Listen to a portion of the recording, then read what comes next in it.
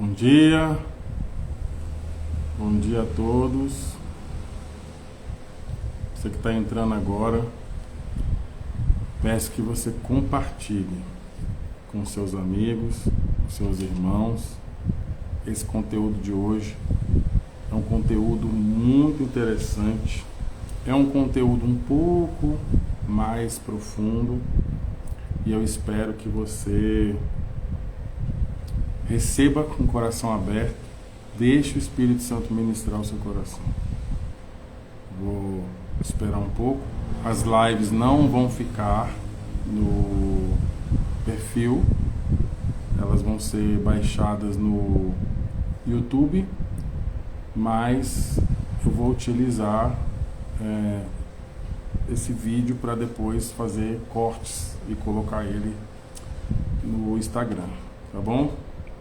Então vou esperar mais um pouco, esperar mais uns 20 segundos para que você possa compartilhar com quem Deus colocar no seu coração, sua lista de contatos.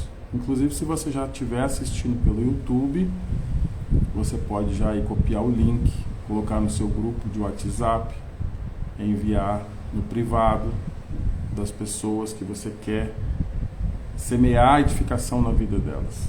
É uma palavra para você refletir, é uma palavra para você tirar suas próprias conclusões, claro que se apoiando no Espírito Santo, na palavra de Deus.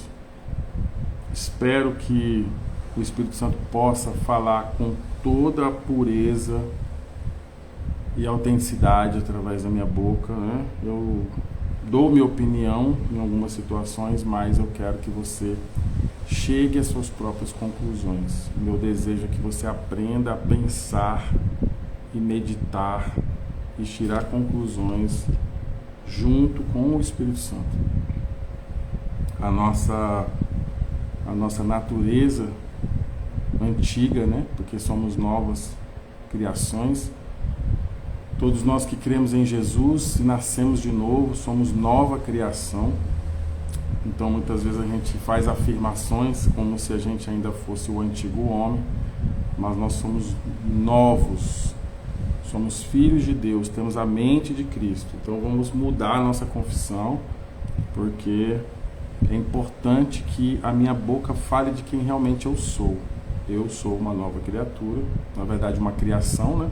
Criatura eu era, Deus vivificou meu espírito, Deus Pai, através do seu Filho, vivificou meu espírito e me deu a condição de ser chamado Filho de Deus. Primeiro ponto que nós vamos abordar hoje: eu não gosto de seguir roteiro, não sigo roteiro, Deus tem me usado assim por anos, então não tenho muita pretensão de mudar isso, mas fiz algumas anotações aqui para que pelo menos eu traga aquilo que estava no meu coração antes de eu abrir essa live. Primeiro ponto: a aprovação dos homens. Até que ponto isso é resolvido no nosso coração ou não? Até que ponto a gente se importa ou não com a aprovação das pessoas naquilo que a gente faz? Muitas vezes nós falamos com a nossa boca: não me importo o que os outros pensam, não me importo, o que me importa é fazer a vontade do meu Pai, meu alimento é fazer a vontade do meu Pai, não me importo com as críticas, não me importo com os elogios. Mas tem sido isso uma verdade em nossa vida, através das nossas ações? Eu sempre reflito sobre isso. Toda vez que eu estou lendo um livro, meditando na Bíblia, eu olho para as minhas ações e eu procuro encontrar ali um alinhamento das minhas ações com a verdade que eu acredito. E eu percebo que sim, a gente diz que não, mas sim. Muitas pessoas que a gente vê no Instagram, elas declaram abertamente que não se preocupam com a opinião das pessoas, mas visivelmente a gente vê todo um comportamento formulado, toda uma apresentação formulada para alcançar visualizações e like, porque existe, né, o algoritmo ele tem um padrão, ele tem um funcionamento, existe uma forma de você produzir conteúdo para que isso seja aceito, né, pelo sistema do algoritmo e seja apresentado para outras pessoas. Até que ponto a nossa formulação comportamental ou estrutural do que a gente fala, do que a gente faz, até que ponto é somente a intenção de chegar às pessoas com uma mensagem de Deus, ou de que a nossa mensagem que está chegando às pessoas também gere aprovação para aquilo que a gente está fazendo. Até que ponto? Eu não gosto muito dessa questão de perfeccionismo, né? Eu tenho que entender tudo e vou ficar ali filosofando sobre certas coisas. Mas por que eu preciso entender isso?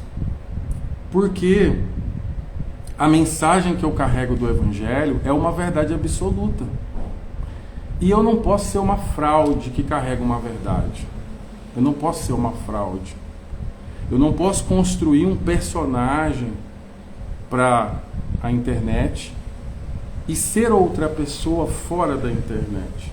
Claro que isso é completamente diferente da forma como você se veste. Claro, você, independente de quem você seja na essência, você deve sim buscar o máximo se apresentar como uma pessoa que cuida de si mesmo, né? Isso é natural. Mas o que eu estou falando é sobre a mensagem, sobre o comportamento, sobre o perfil, sobre a personalidade, sobre quem realmente nós somos. E muitos de nós afirmamos que tudo que fazemos é para o reino, que eu não me preocupo com a opinião dos outros, que agora o que eu faço é para Jesus. Mas no final das contas a gente está nas redes sociais buscando aprovação, né? A gente busca que com o nosso estilo de vida, que o que a gente apresenta como conquistas pessoais, a gente busca que isso seja aí um atrativo para a aprovação das pessoas, né? E tudo que você tem na sua vida que traz aprovação, traz também crítica e de certa forma, desaprovação. Mas, faça essa pergunta hoje. Até que ponto você realmente busca apresentar com excelência naquilo que Deus te chamou? E até que ponto você está usando essa mensagem de reino e essa mensagem de simplicidade e humildade, mas no fundo, a motivação é a aprovação das pessoas, é engajamento, é que lá no fundo do nosso ego, do nosso eu, as pessoas... poucas pessoas entendem o impacto químico no corpo humano de um like. Poucas pessoas entendem isso. Não precisa de você estudar sobre isso, mas o impacto é tão grande que está acontecendo uma deformação nas relações por causa dessas questões aí de Instagram. De curtida, de comentários, engajamento. Quando eu morava no Mato Grosso, eu lembro que uma coisa me incomodava muito. Não sei te dizer se era imaturidade ou se era uma verdade, né, no meu coração. Me incomodava muito o fato de quando a gente falava de uma pessoa, né, por exemplo, se eu chegasse e falasse de uma pessoa, tal pessoa estava assistindo uma palavra, ou já li um livro, ou eu vou na casa de fulano, vou te apresentar uma pessoa. Sempre que eu citava o nome de alguém, existia um grupo de pessoas que falavam assim, vamos ver no Instagram quantos seguidores ele tem. Aí as pessoas entravam no Instagram e olhavam quantos seguidores essa pessoa tinha, e se ela tivesse aí menos de 50 mil seguidores, essa pessoa é irrelevante. Isso era algo que me incomodava muito. Eu pensava assim, como assim, né? Porque eu conheço pessoas que são pessoas... Eu conheço algumas pessoas que têm uma jornada de fé, uma jornada em Deus, um coração voltado para o Senhor, mas elas não entraram nessas métricas aí do algoritmo para terem aí uma relevância na rede social. E eu via elas serem descredibilizadas automaticamente, antes de você conhecer a pessoa. E eu ouço isso constantemente, entendo 50% do discurso de que não, mas isso aí é uma, né, a primeira impressão é que fica, né, o Instagram é um cartão de visita. E só que hoje eu falei com a minha esposa o seguinte: a gente não está mesclando os conceitos do mundo com o Evangelho? A gente não está tentando justificar a nossa superficialidade espiritual, a nossa negligência da fé, com argumentos de que a gente alcança o mundo com os meios do mundo? Será que a gente não está sendo negligente? Será que a gente não está sendo autoindulgente com o nosso engano, com o nosso erro? Porque eu vou te dizer uma coisa: eu sou um cara que gosta de experimentar as coisas, então já experimentei todo tipo de forma de trazer o Evangelho. Então, quando eu me converti, eu comecei a ler, comecei a ler muito, fazer curso. Montei uma biblioteca em Pernambuco. Eu tinha uma biblioteca maior do que a que eu tenho hoje, muito maior. A que eu tenho hoje é pequena.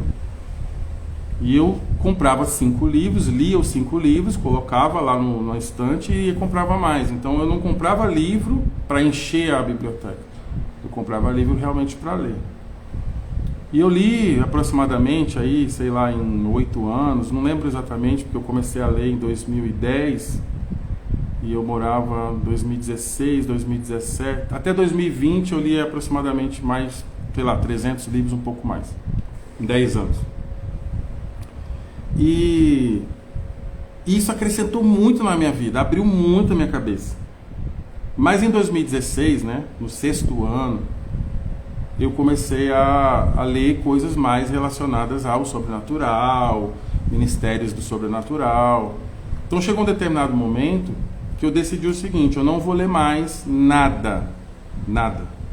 Inclusive eu peguei vários livros na minha estante de teologia que não crê em sinais, maravilhas, essas teologias mais secas assim, que contradiz, né, o que a gente acredita hoje, a oração em línguas, os dons, os sinais, para os dias de hoje, que para os reformados chama continuismo.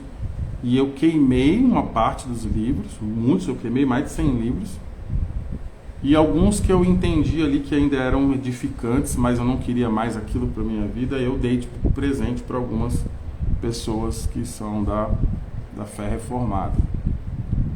E comecei só a orar em línguas e ler a Bíblia. Só orar em línguas e ler a Bíblia. Foi o momento da minha vida que eu mais vi operação de milagres, sinais, através da minha vida e da minha esposa. Foi o momento da minha vida que eu mais experimentei coisas sobrenaturais em todos os sentidos. Salvação, cura, libertação. E quando eu fui no Mato Grosso, que eu sentei lá com o meu pastor na época, o Célio Rosa, eu lembro que eu sentei e falei para ele assim: olha, eu estudei muita coisa, eu fiz muita coisa, eu entendo muita coisa, mas eu decidi me esvaziar totalmente, e a partir de hoje eu me considero um novo convertido, e eu só vou orar em línguas e ler a Bíblia e receber ensino, inclusive dele, né?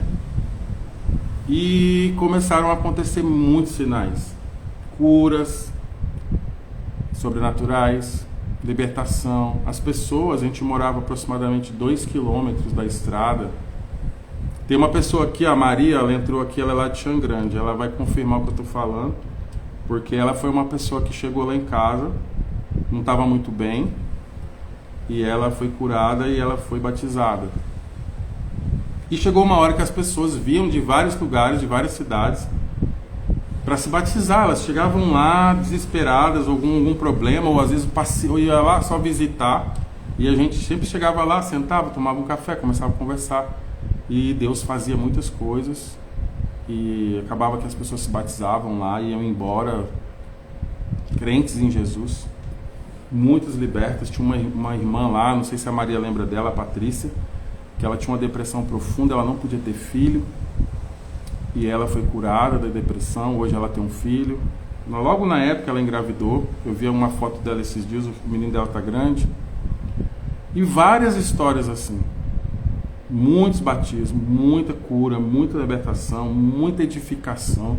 A gente fazia eventos sobrenaturais, as pessoas estavam sentadas na cadeira e a gente começava a pregar, as pessoas voavam para trás assim da cadeira. A gente ia orar pelas pessoas, eles voavam 2, 3 metros para trás. Acontecia essas coisas. O dia que eu decidi renunciar toda a intelectualidade, renunciar toda a razão humana, e então depois eu fui morar, nós vendemos o sítio, fomos morar no Mato Grosso, e a mesma coisa continuava a acontecer lá. Então eu lembro que uma moça, ela nos procurou dizendo que não ia ao culto porque ela tinha estava jogando vôlei e ela machucou o pé. Ela não sabia se tinha quebrado o pé, mas ela não conseguia andar, então provavelmente trincou ou até quebrou o pé dela. E ela mandou uma mensagem pra gente que ela tinha combinado de ir pro culto, e aí ela disse que não iria porque estava com o pé quebrado. Depois a Maria aqui, ó, estava em um estado de depressão que não estava conseguindo guiar a moto. A Maria. É a Sara que está falando aqui, minha esposa. A Maria está aqui online. Então, eu vou contar essas coisas aqui para vocês entenderem onde eu quero chegar, essa questão de aprovação, de performance, de algoritmo. Vamos sair disso aí, gente. E aí, eu lembro que essa menina, eu falei para ela assim, ó, se eu mandar uma oração para você no WhatsApp, isso lá em Campo Verde, tá? Numa cidade que a gente foi pastor lá pelo Ministério Sal da Terra. Se eu mandar uma mensagem para você no WhatsApp e seu pé for curado, você vem no culto? Ah, vou, claro, pastor, eu já estava indo, porque eu não esperava. E eu fiz uma oração de cura por ela. Tudo aqui eu estou falando para exaltar Jesus. Não precisava nem de eu falar, né? Porque quem acha que é a pessoa que faz, aí já está no engano total, né? Mas às vezes a gente tem que falar porque algumas pessoas entendem que a gente está trazendo a glória para a gente. Tudo isso é a operação do Espírito Santo na nossa vida, porque a gente decidiu confiar 100% nele. Tira nossa mente, nossa razão, nossas explicações, nossas ciências para curar as pessoas. Aí eu orei por ela no WhatsApp e ela foi curada e foi no culto e deu testemunho. Então, várias outras situações, por exemplo, pessoas muito inteligentes no sentido de intelectuais, racionais, e você conversando com essas pessoas, naturalmente que você não teria argumento, mas Deus te dá a palavra de sabedoria que quebra toda a argumentação da pessoa e você vê que foi Deus que te deu uma palavra de sabedoria. Acontecia muito isso também. Então, assim, batismos, as pessoas nos procuravam para se batizar. A gente não ficava atrás das pessoas. Lá no sítio também, principalmente. Né? Então, por que eu estou falando tudo isso? Porque isso vai se perdendo, irmão. Isso vai se perdendo. Você começa a buscar técnicas. Porque a gente não... É muito difícil você permanecer a vida toda nisso, dependendo do que você começa a fazer. Então você começa a ler algumas coisas, começa a assistir algumas coisas, e você começa, eu tenho que ir pelo lado do poder de Deus, mas eu também tenho que usar outras coisas. E aí você começa a mesclar mente humana, psicologia no sentido de mente, né? de manipulação da mente. Quando a gente fala manipulação, antes eu tinha só uma visão pejorativa, tá? Mas não é. Por exemplo, se eu pegar essa caneta aqui, pegar essa outra caneta aqui e fizer assim, eu estou manipulando ela. Então manipular é você mexer, trabalhar com isso. Isso é manipulação. Então manipular, às vezes, através da psicologia, é você mexer em áreas da mente da pessoa, você mexer nos pensamentos, na organização de como a pessoa enxerga as coisas, é manipulação. Então, nem sempre é pejorativo você usar o termo manipulação, mas acaba que na maioria das vezes se torna ruim, porque a gente quer usar a nossa opinião, a nossa forma de pensar para fazer o outro pensar como nós pensamos e muitas vezes usamos técnicas. Então eu tenho um livro aqui em casa que chama 48 Leis do Poder. É um livro, se você quer viver com os moldes do mundo, talvez seja o melhor livro. Mas se você quer viver baseado na mente de Cristo, ele não vai servir muito. Porque é difícil que a gente consiga entender que uma coisa não anda junto com a outra. A prova disso, Jesus disse o seguinte: apesar da gente conseguir muitas vezes usar a Bíblia para falar, para justificar as nossas carnalidades ou superficialidades, a gente argumenta ainda usando a Bíblia. A gente precisa de 2 textos que eu vou falar aqui para você depois meditar e ver o que você entende lá. Jesus falou sobre como é o poder do mundo e o poder do reino de Deus. Então ele disse assim, ó, no mundo, veja só, no mundo, os governantes dominam sobre pessoas, mas no reino de Deus é diferente. O maior, quem é o maior serve a todos. Quem quer ser o maior serve mais. Só que tem um detalhe: domínio pode ser através de imposição por poder e força, ou pode ser por manipulação. Porque eu já vi muita gente dizer: eu não domino sobre pessoas, elas fazem o que elas querem. Só que você pode dominar por manipulação. Por exemplo, se você não fizer o que eu quero, eu te ignoro. Se você não andar nos meus moldes, eu faço com que você seja irrelevante. Isso não é uma manipulação?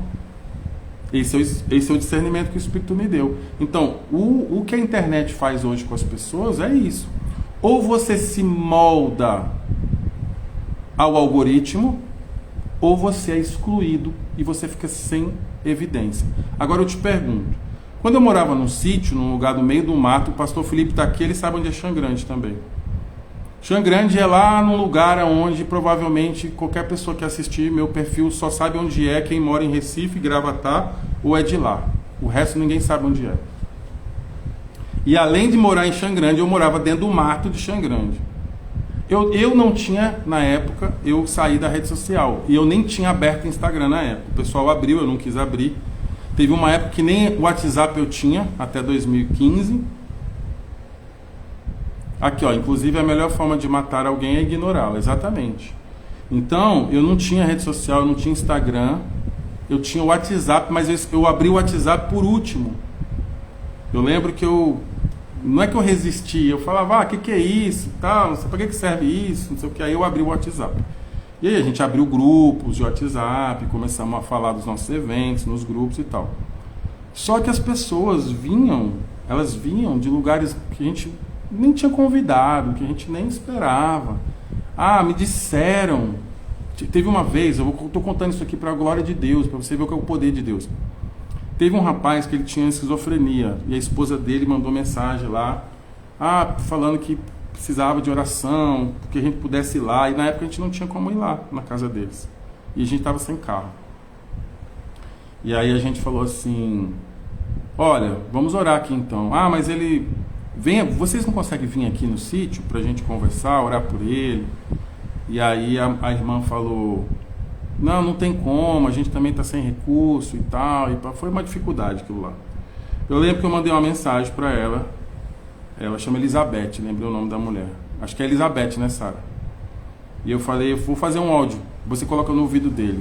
Aí eu fiz um áudio e falei, em nome de Jesus Cristo, todo mal, todo espírito maligno que aprisiona a mente dele, sai agora, e que o Espírito Santo e os anjos tragam ele aqui, em nome de Jesus.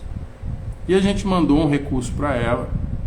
Ele que estava resistente, estava em crise, ele se dispôs, tomou banho, trocou de roupa, entrou no carro, veio. Ele é de Casa Amarela, Casa Amarela em Recife. E aí esse rapaz veio, conversou comigo, estava consciente, né? A mulher disse que ele perdia completamente a noção das coisas, mas ele estava consciente, estava sóbrio. E eu orei por ele se sentiu melhor, falei sobre Jesus, ele decidiu se batizar, a gente batizou ele e ele voltou para casa.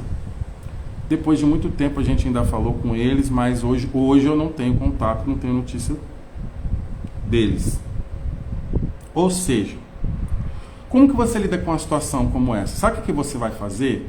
Se você não encontrar recursos no poder de Deus, na confiança que você tem no Espírito Santo, você vai entrar para o lado da ciência, que não é um problema, mas é um outro tipo de recurso.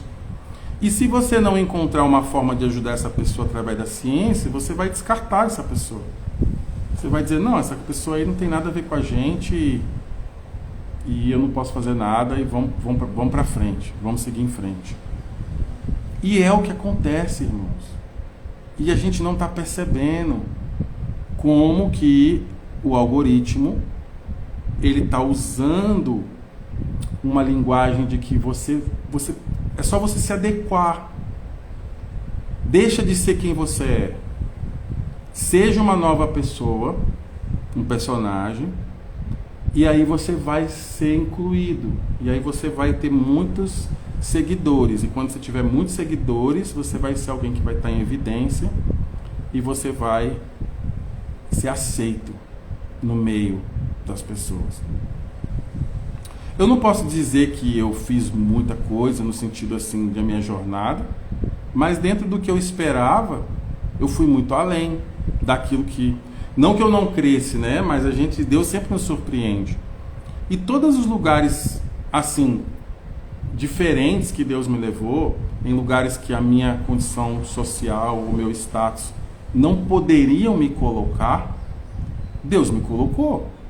Não foi pela minha condição financeira, não foi pela minha condição do meu status social.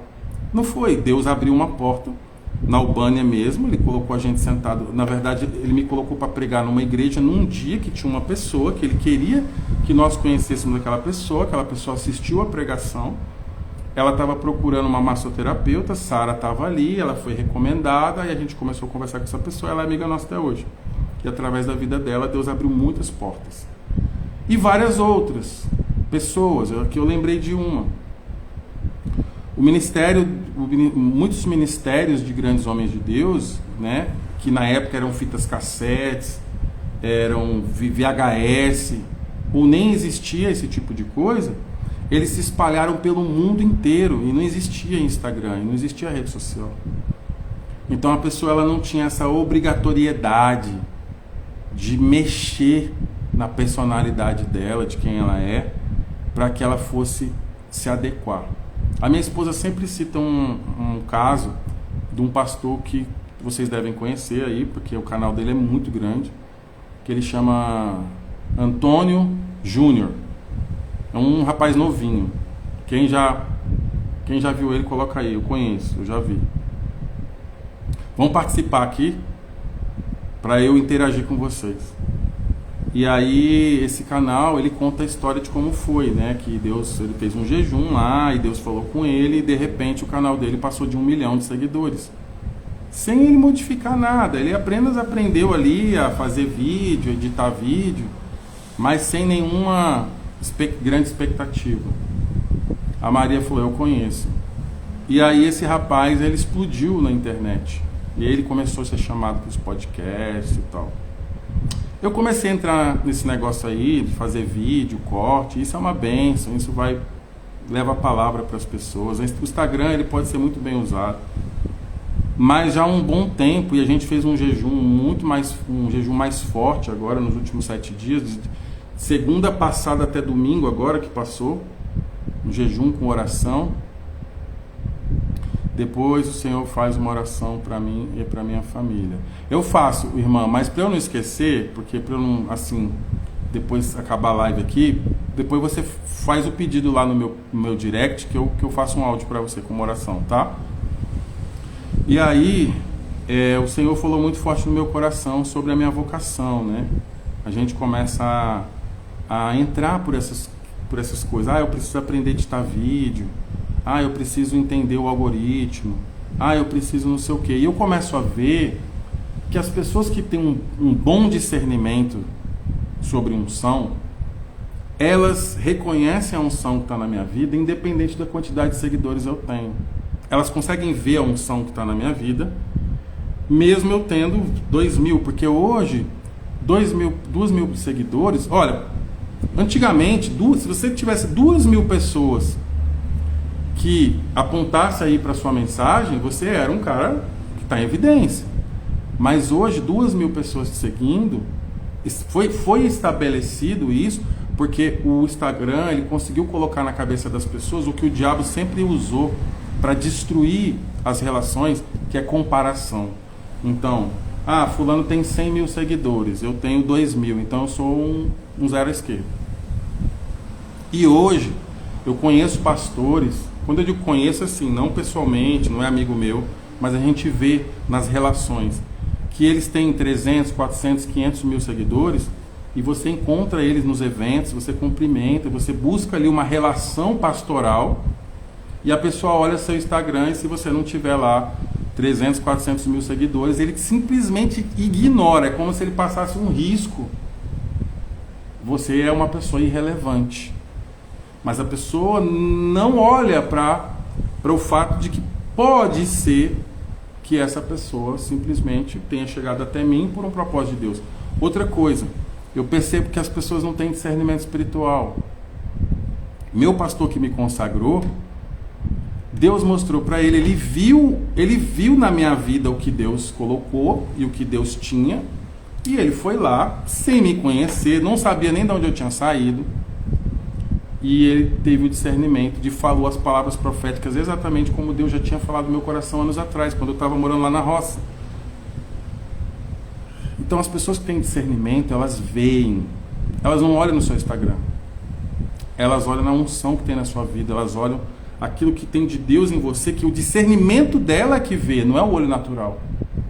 As pessoas que não têm discernimento, o que elas pautam é quem é você, qual o tamanho de sua igreja, quantos seguidores você tem. Vou te falar uma coisa, irmão, isso não é um problema, porque você pode talvez pensar assim, mas se você tivesse 1 milhão de seguidores, você não estava com esse discurso. Não, eu não estou falando de seguidores, eu estou falando de onde nós estamos apontando. Nós estamos fazendo de tudo para ficar em evidência. Deus já olhou para você e já predestinou, desde a fundação do mundo, a coisa mais importante, que é você se tornar filho. Depois, o Espírito Santo se responsabiliza por te colocar no trilho do seu propósito. Dentro do seu propósito estão todas as coisas que você precisa para cumprir. Lá dentro do seu propósito tem dinheiro, tem recurso, tem direção, tem graça. Discernir é olhar a fonte por trás da ação. Exatamente, discernir qual o espírito. Então, por exemplo, o pastor Felipe aqui, ó, a gente se conheceu, vou até falar isso não como uma forma de expor a gente, mas a gente ficou se alinhando igual faca e faca, igual Provérbios fala, né? Que o ferro afia o ferro. Então, para a gente se alinhar, a gente saiu bastante faísca. Só que por que a gente permaneceu nessa conexão? Porque eu vi nele o que Deus tem para ele. Eu não olhei quantos seguidores ele tem, eu não olhei o tamanho da igreja dele, eu não olhei o que ele pode me oferecer. Então toda vez que eu pensava assim, deixa ele para lá, não vou mais mexer com isso não, a gente não está se alinhando. Mas no meu coração tinha o seguinte, tem algo de Deus nele, e Deus quer. Então eu desarmava, vamos dizer assim. A mesma coisa aconteceu com ele. Ele conheceu várias outras pessoas e conhece várias outras pessoas que ele podia estar caminhando, mas ele não olhou meu Instagram. Eu acredito que não foi pelo meu Instagram. Não foi pela minha evidência. Eu não tenho evidência. Hoje, no meio evangélico, eu tenho alguns amigos, tenho pessoas que eu caminho junto, mas se você for ver, eu não sou conhecido, eu não estou em evidência. Eu lembro que o Hans, o meu pastor, hoje de missões, né, do ministério que eu sou aliançado de missões, ele veio no Brasil e aí ele conheceu uma amiga nossa que ela era lá, não sei se, porque não era a época do Felipe, ela já está com quase 70 anos hoje, mas ela foi repórter da Globo lá de Pernambuco, de Recife. O ex-marido dela era o âncora e ela era a jornalista, não sei o nome, que viaja, né, e faz as reportagens, não sei o nome, não lembro o nome, é Magda Wassenberg, ela chama. E aí ela estava lá no nosso sítio e o Hans conheceu ela. E ela começou a contar o testemunho dela. Eu era muito famosa, eu era da Globo, eu era jornalista e tal. Mas aí Deus me chamou e aí eu saí da Globo e tal. Ela contou tudo. Aí ele falou assim, você trocou a fama do mundo pela fama do céu. Ou seja, hoje quem te reconhece são os anjos e os demônios. E isso é o mais importante. Quando você anda num lugar, quando você entra numa cidade, e a potestade daquela cidade fala, olha quem está chegando. Claro que isso pode sim te colocar em evidência no mundo. E vai em algum momento talvez colocar.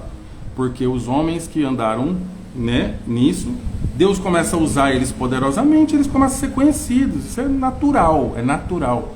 Mas não pode ser o seu alvo de vida. Não pode ser para onde você aponta. Se você acorda todo dia e pensa, o que eu posso fazer hoje para ficar em evidência? Você já se desviou. Já desviou. E pode dizer o que quiser. Ah, mas é porque isso, porque é para o reino, é porque é para Deus, eu estou fazendo para Deus. Não está. Para de se enganar. O que a gente faz para Deus, Ele faz através de nós. Hoje, Deus tirou José da cadeia. Em um dia, ele virou governador. Para de se enganar, gente. Barnabé foi buscar Paulo no isolamento do anonimato. Ninguém sabe. Não tem livro histórico que conta. Deus escondeu Paulo de tal forma que não tem nenhum livro. Pelo menos eu nunca ouvi falar que tem um livro dizendo o que Paulo fez lá em Tarso, aqueles 10, 11 anos lá. Ninguém sabe. Se ele abriu uma loja de tenda, se ele ficou lá orando, qual igreja ele ia. Ninguém sabe. Porque Deus escondeu ele. E aí Deus falou, agora hoje eu vou mostrar ele. Ele foi para a igreja mais que estava tendo um avivamento, que era de Antioquia. E Barnabé levou ele para lá. Então, a gente fica se enganando, a gente não consegue largar a questão de ser alguém importante para o mundo, no sentido de dizer assim, bom, se você não se importa com a opinião dos outros, por que você faz tanto mover para aparecer? Ah, porque eu quero espalhar a mensagem de Jesus. Sim, Jesus depende mais de mim ou eu dependo mais dele? Vamos colocar aí na balança.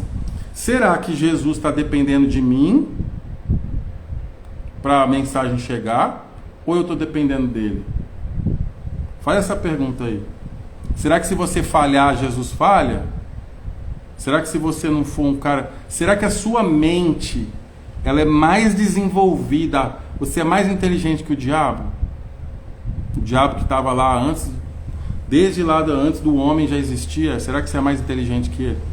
Não é. Então, eu dependo 100% do Espírito Santo. 100%. Porque a minha inteligência não alcança o sobrenatural. Ela não vê além dessa camada aqui do temporal. Se tiver algum anjo aí ao seu redor, algum diabo, um demônio ao seu redor, se não for discernimento do Espírito, se não for a sua visão aberta pelo Espírito, você não vai nem ver, você nem sabe que está aí. Pode ter um demônio aí do seu lado, você não está vendo ele. Te influenciando, falando coisas na sua cabeça, você está achando que é o Espírito Santo. Por quê? Porque eu trouxe o texto aqui, tá? A gente não consegue ver certas coisas, a gente não consegue discernir certas coisas. Mas vamos ver como o diabo fez com Jesus. Eu quero que você se atente a isso, ó.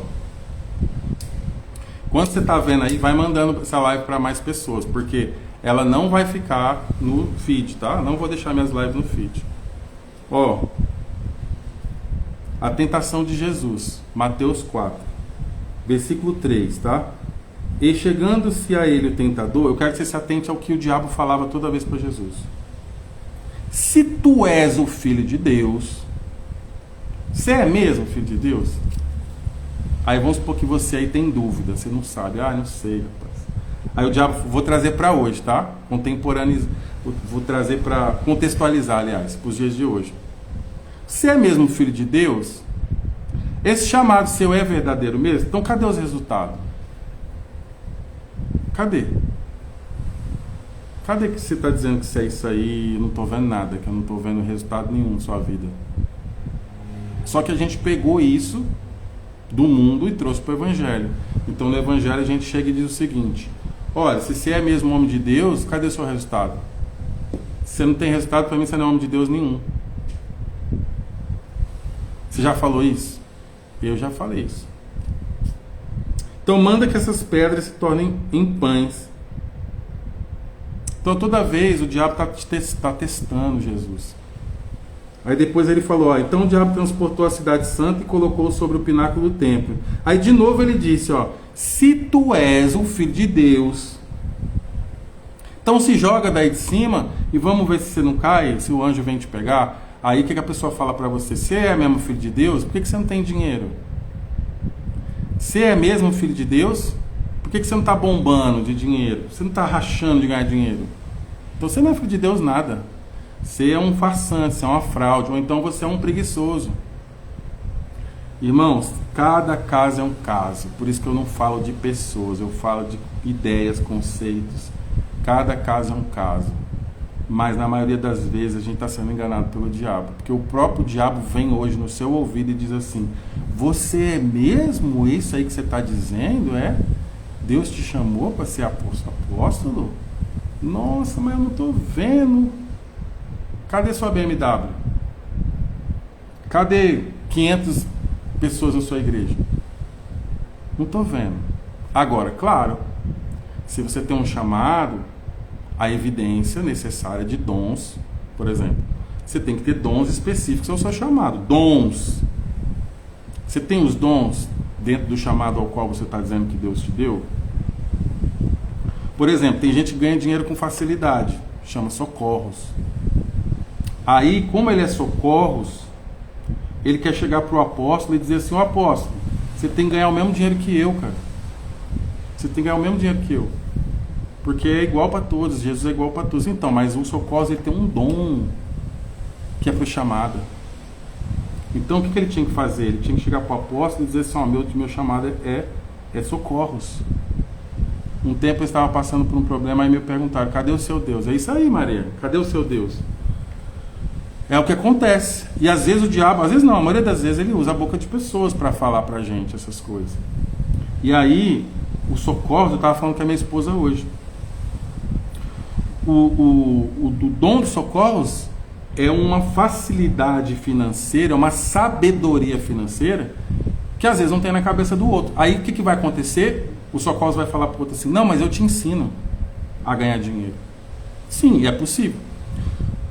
Você pode aprender a abrir uma empresa, você pode aprender a vender, você pode aprender a trabalhar com qualquer coisa que vai te dar dinheiro. Mas é isso que é para você fazer?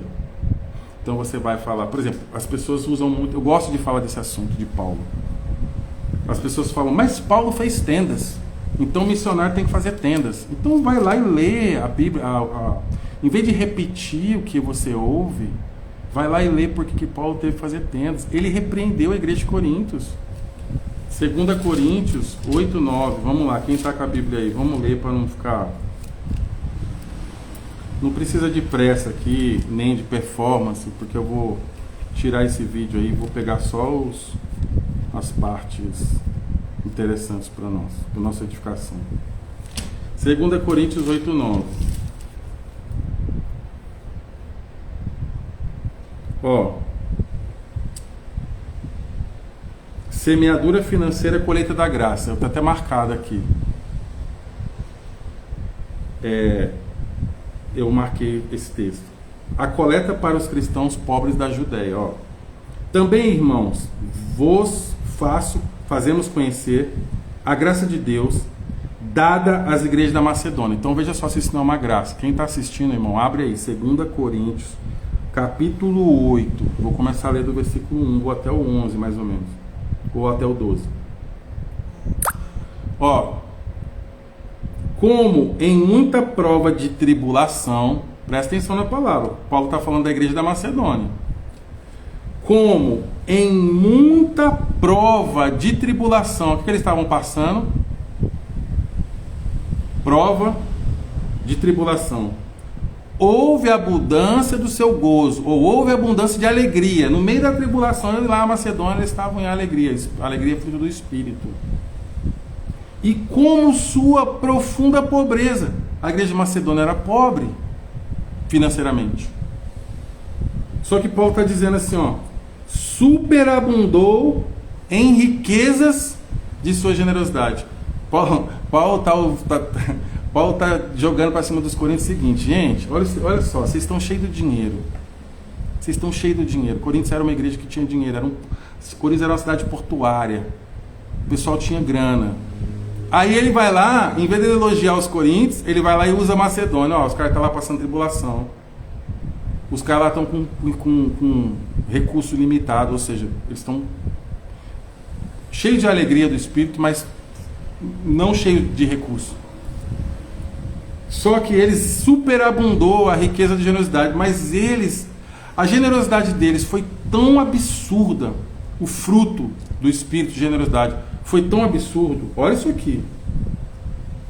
Porque segundo o seu poder, o que eu mesmo testifico, e ainda acima do seu poder, deram voluntariamente, pedindo-nos com muitos rogos a graça e a comunicação desse serviço que se fazia para com os santos. Então vamos comparar aqui, tá? Por que Paulo fez tendas?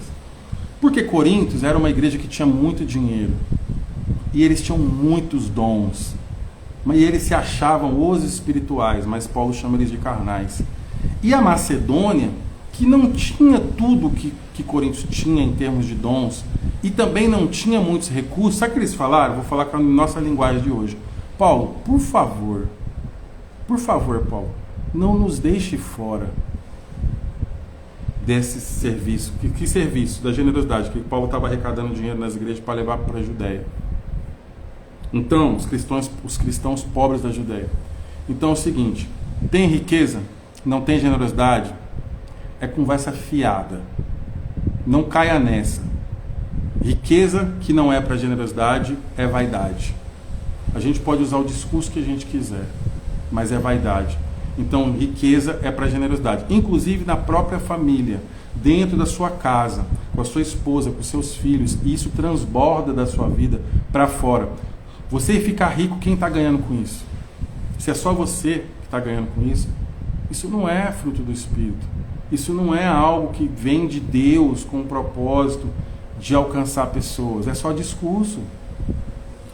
E Paulo teve que usar a igreja da Macedônia para dizer assim, olha, não é questão de ter muito ou ter pouco. A igreja da Macedônia tem pouco. Só que eles pediram, pelo amor de Deus, para eu receber a oferta deles.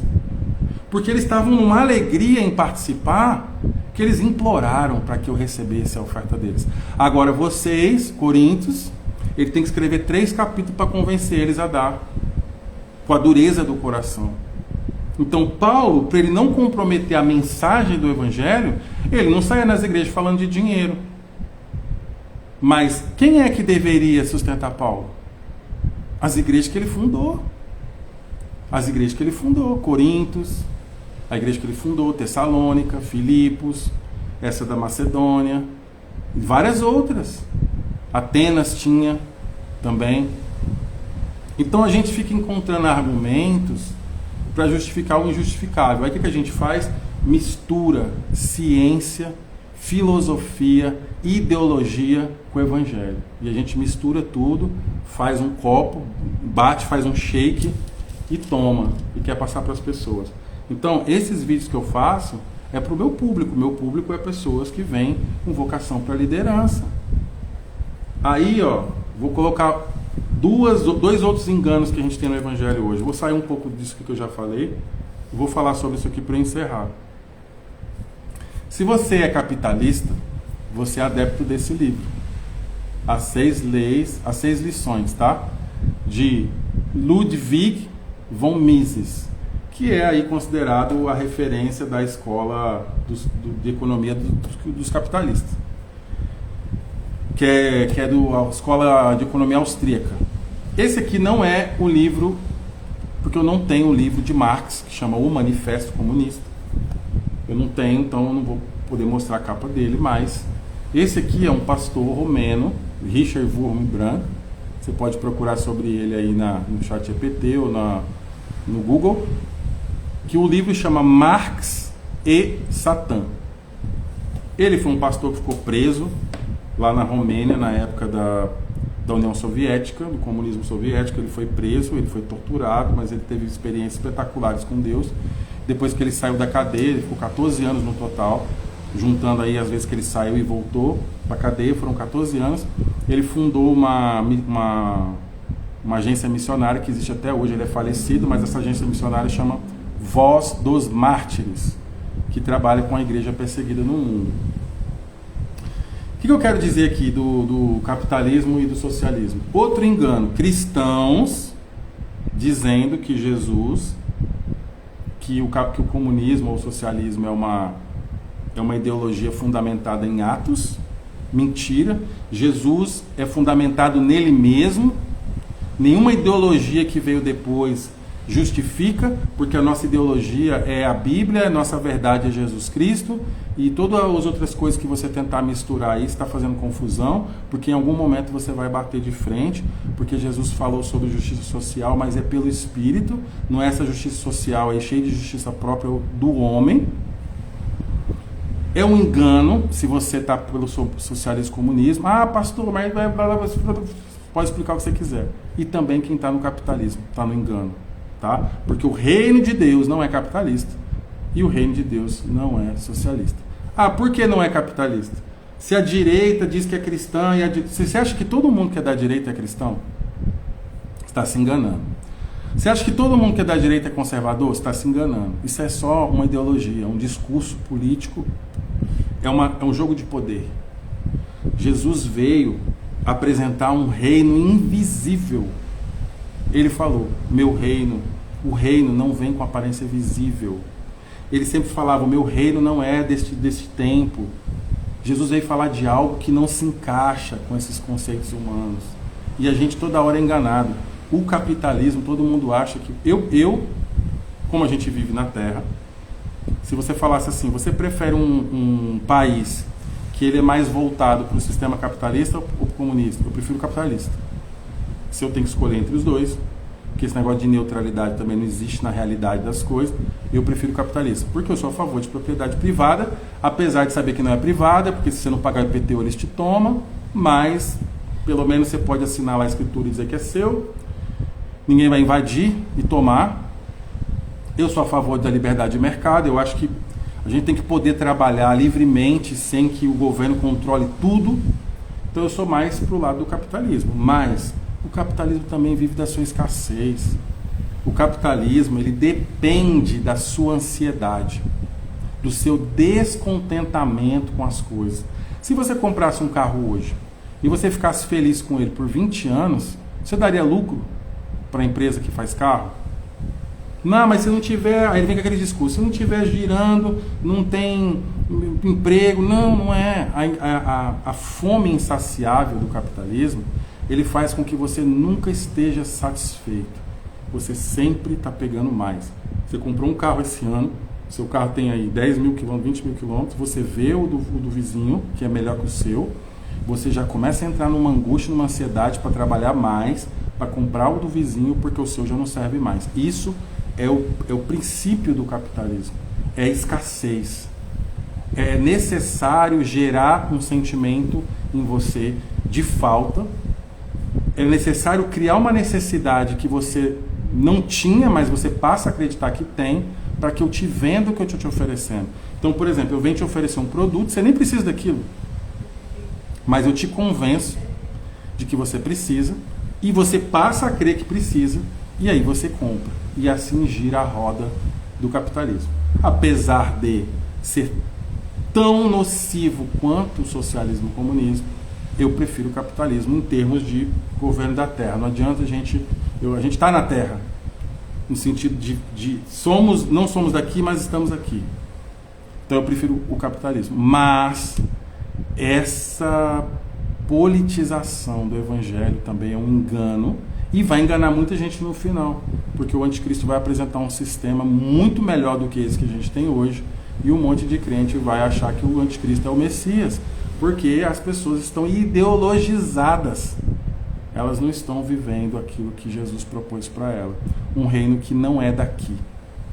Mesmo que venha futuramente, para quem crê no milênio, acontecer algo diferente, lá o governo é de Jesus Cristo, a justiça é de Jesus Cristo, as coisas vão funcionar segundo o caráter de Jesus, e não. Então as pessoas já estão comparando, por isso que colocam lá presidentes no governo e ficam transformando eles em ídolos e transformando eles em salvadores, mas eles não são.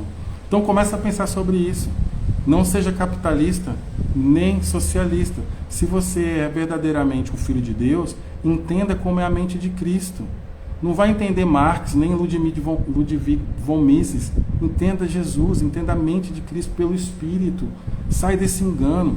Eu tenho amigos que são da esquerda, amigos que são da direita. Eles ficam debatendo qual é melhor. Irmão, é muita inocência da nossa parte a gente entrar nessa. O que está faltando para nós é discernimento. Discernimento.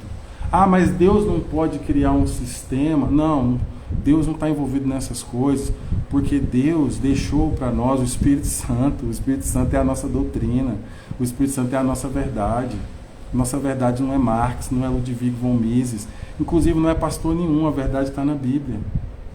Quando a gente lê um livro, a gente está pegando ali o que aquela pessoa entendeu de determinados textos, mas a verdade é revelada pelo Espírito. Então eu vou orar agora para encerrar e espero que você hoje receba essa palavra no seu coração e saia dessa. O corpo de Cristo dividido por ideologias políticas, por ideologias, por ciências sociais. O corpo se dividindo. Tem pastores atacando uns aos outros, porque eu sou do reino, eu sou do Lula, eu sou de não sei quem, eu sou de não sei quem lá. Nós somos de Cristo. Nós vivemos outras regras. O sistema de serviço, o sistema hierárquico do reino é diferente. A hierarquia no reino é quem serve mais. A hierarquia do reino não é quem tem mais poder, quem tem mais dinheiro, quem tem mais influência. Até porque, irmão, o homem mais poderoso que já andou na terra foi Jesus Cristo. E as pessoas querem colocar ele numa posição que ele não tinha quando ele andou como homem na terra. Sim, ele era rei, ele era filho de Deus, ele andou como homem, mas a figura de Jesus para os fariseus era um Zé Ninguém. Aquelas pessoas todas cheias de pompa, aquelas pessoas que eram os influentes da sociedade, eles não reconheceram em Jesus ninguém. Tanto que Jesus não foi visto como Messias, porque ele não parecia um homem poderoso, um homem governante, aquela pessoa cheia de pompa, cheia de ouro. Ele não era essa pessoa. Então não fazia sentido para os judeus. Os judeus esperam um homem igual o Trump para ser o Messias. Um tipo de homem, um homem que tem poder terreno, influência na terra, riqueza terrena. Eles estão esperando esse tipo de homem. E Jesus não. Jesus falou, não, meu reino não é daqui. Não, eu não tenho nada com isso. Não, meu reino é invisível. Ele falava essas coisas. E aí confundia a cabeça de todo mundo. Então, se você não tiver discernimento, você vai ser enganado. Se você já não estiver enganado, você vai ser enganado no final dessa história. E a gente está muito próximo disso. Desse sistema se fechar naquilo que está proposto lá em Apocalipse, e você começar a achar que as coisas da terra estão representando aquilo que Jesus deixou para nós. Cuidado com a sua forma de medir o que é de Deus. Tem gente que está medindo o que é de Deus pelo número de seguidores, pela influência que a pessoa tem, né? Você vê aí cantores do Brasil que tem 2, 3, 4, 7 milhões de seguidores, e aí você vai lá e descredibiliza alguém que está andando em Deus porque ele tem 5 mil seguidores. Aí você vai lá e bate palma. A gente está acabando aqui já, mas eu vou deixar ela um tempinho e vou passar o link, Douglas, do YouTube, tá? Então a gente precisa desse discernimento. Se você tem algo a pedir para Deus hoje, peça discernimento do Espírito. Senhor, eu quero discernir as coisas pelo Espírito. Eu não quero mais fazer julgamento humano, régua humana. Fulano é de Deus porque a igreja dele tem 200 mil pessoas. Porque fulano não é de Deus porque ele tem 2 mil seguidores. Fulano é de Deus porque o Instagram dele é bombado. Sabe, essas coisas. Eu nunca imaginei, eu me incluo nisso, tá? Eu nunca imaginei que a igreja fosse chegar nesse ponto de medir as coisas por isso. Hoje um pastor que tem mais de 100, 200 mil seguidores, ele não tem relacionamento. Uma parte, né? A gente pode generalizar, mas eu falo um pouco que eu conheci pessoas que eles desprezam qualquer pessoa que tem menos aí de 50 mil, 100 mil seguidores. Eles não discernem as pessoas por quem elas são, pela unção, pela jornada, pela maturidade, pela glória de Deus na vida daquela pessoa. Não discernem por isso.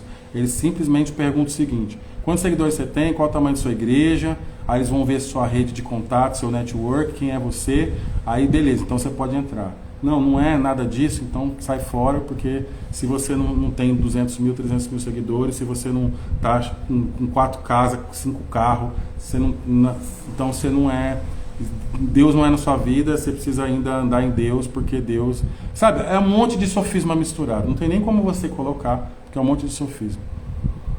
Só você e Deus sabe o que você andou até aqui. Só você e Deus sabem o que você passou. É você que conhece as suas lutas. É você que conhece a unção formada na sua vida através do que Deus trabalhou em você.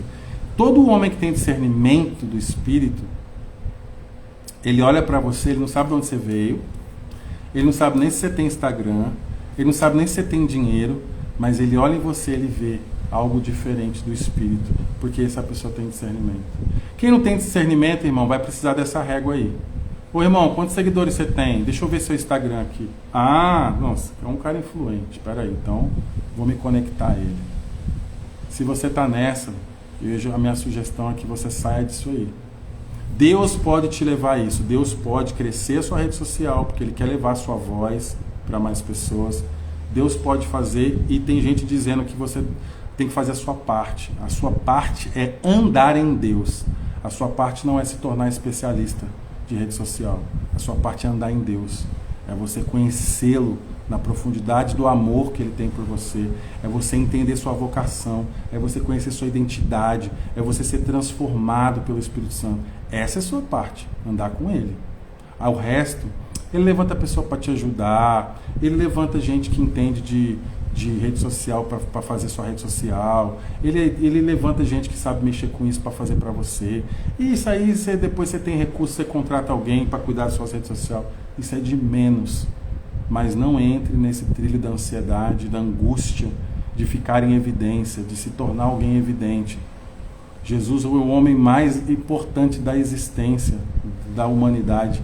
E ele foi desprezado, foi rejeitado, foi descredibilizado por pessoas que não tinham discernimento. E a mesma coisa aconteceu durante toda a era e vai acontecer até o final.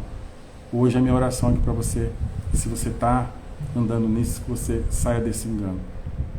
Pai, nós te damos graças por esse povo que o Senhor chamou para esse tempo de salvação, para esse tempo de avivamento. Pai, nós oramos para que seja desfeito na mente dessas pessoas os enganos que o Satanás, o inimigo, tem colocado, essa ilusão, Pai, de ser conhecido, essa ilusão de ficar em evidência, essa ilusão, Pai, de ser exaltado perante os homens, essa ilusão, Pai, de conquistar coisas, de ser avaliado pelo que se tem e não por quem você é.